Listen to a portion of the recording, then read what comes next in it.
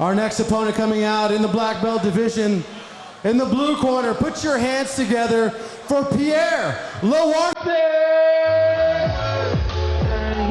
Always put me first.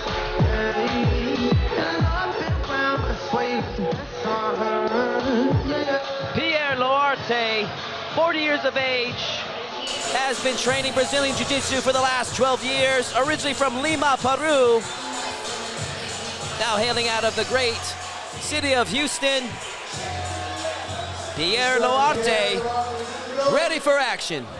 His opponent, ladies and gentlemen, welcome the black belt, Mr. Roberto Rivas. From Gracie, Baja, Texas, Roberto Rivas, 35 years of age, has been training Brazilian Jiu-Jitsu for the last 13 years. Originally from Loarte, now hailing out of Houston as well. Roberto Rivas, ready for action.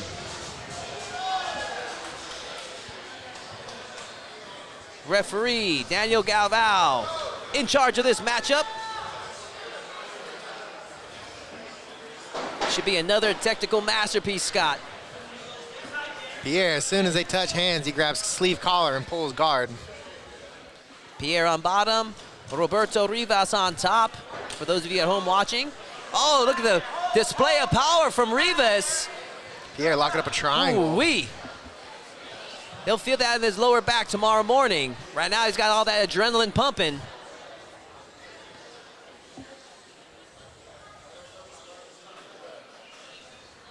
Props to Loarte, holding on to the position. That could put some strain on that energy in your legs, but not as much as the lower back of Rivas. This is an 8-minute match, so he's gonna have to be careful he doesn't burn himself out now. Yeah, early on, already in a dangerous position.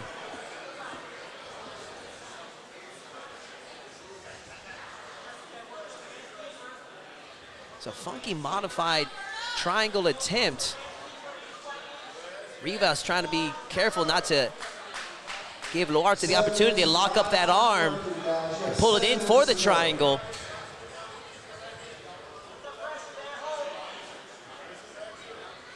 But Loarte with that underhook, this is what's stabilizing his position right there, is that underhook and palm-to-palm grip that he has on Rivas.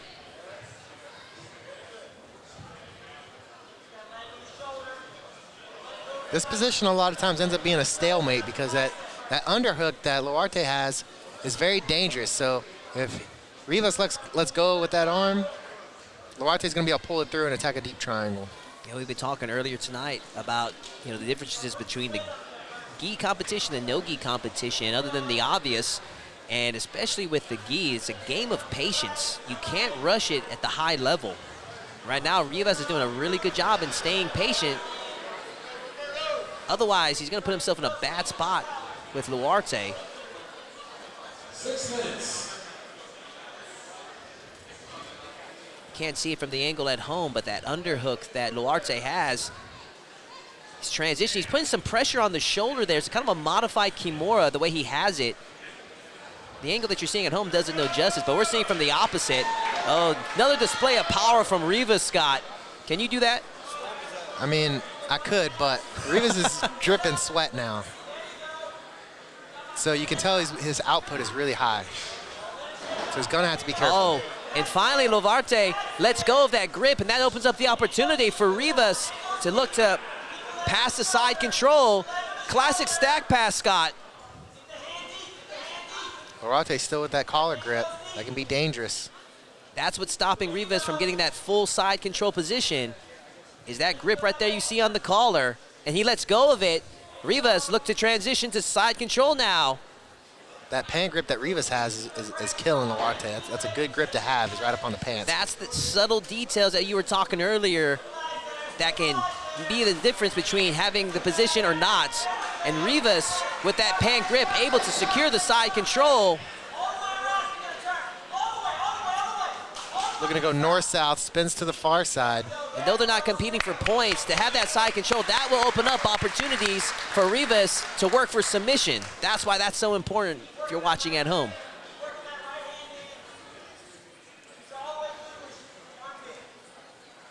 Keeping strong head pressure with that collar grip behind the neck. And you can staple someone to the ground with their collar. It gives you huge advantages, which aren't open in the no-gi. That's a good way to put that. I've never heard it described that way, but that's a good way to describe how that can nullify any movement by wearing that gi top, and how one can take advantage of it. And as you notice, that none of the lower belts had that grip. And as soon as the black belt gets to this position, he grabs that collar grip. Good notation. This is where you learn from watching videos to apply it to your game. The more you watch, the more educated you get in this sport. It's good to hear a voice from your guy that's hungry to learn more and more about the sport. Pointing out small details that I myself overlook sometimes.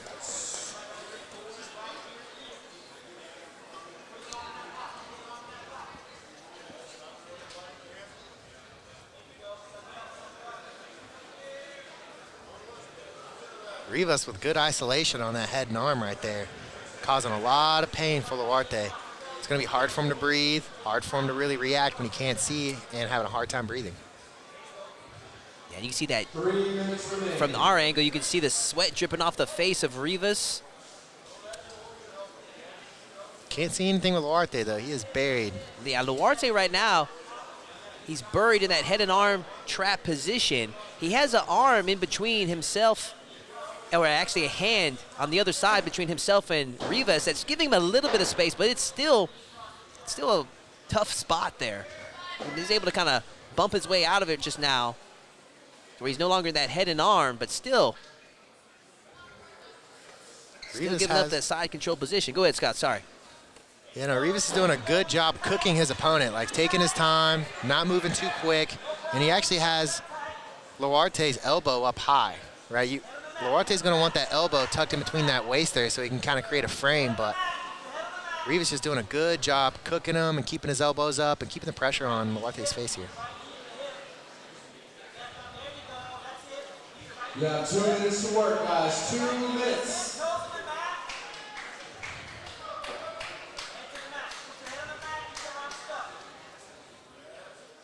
It's interesting as you go up in the skill levels in jiu-jitsu, you would think that you would see more movement, but a lot of times you see less movement because the athletes are a lot more calculated in what they're doing. Not just throwing, not just jumping to the next thing. As you noticed before, a lot of the athletes kept trying to step to mount and they get their foot caught. But as you can see here, Rivas is taking his time, pushing that knee down, working to the next position. Well said. And that crossface he's using is just brutalizing Loarte. Yeah, very subtle movements create so much in the game of Brazilian Jiu-Jitsu. That head and arm that he has here, that would hurt my elbow. I don't have that great of flexibility on my wrist and my shoulder, so if someone had my arm trapped there, that would be extremely painful. Yeah, a testament of the willpower of Pierre Loarte. 3/4 mount here by Rivas. We'll see if he's going to get that ankle free. If he does, it's going to be a long night for Loarte. Just under a minute left for these two black belts.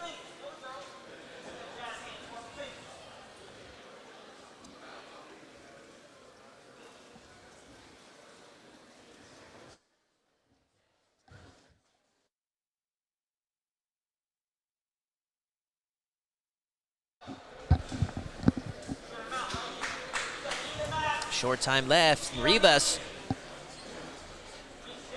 trying to see from this other angle. It looked like thought for a second he was going to go for his own collar and look for a modified collar choke from the mount. But now I just think he's just trying to make it as uncomfortable as possible for Loarte in this final closing seconds.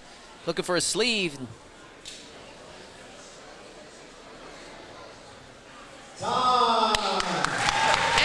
Roberto Rivas and Pierre Loarte go the distance. This will come down to a judge's decision. Based off of what we saw, I think Rivas will likely come away with the victory here for grappling control. Center of the mat. Let's hand it over to our ring announcer for tonight, Adam Villarreal.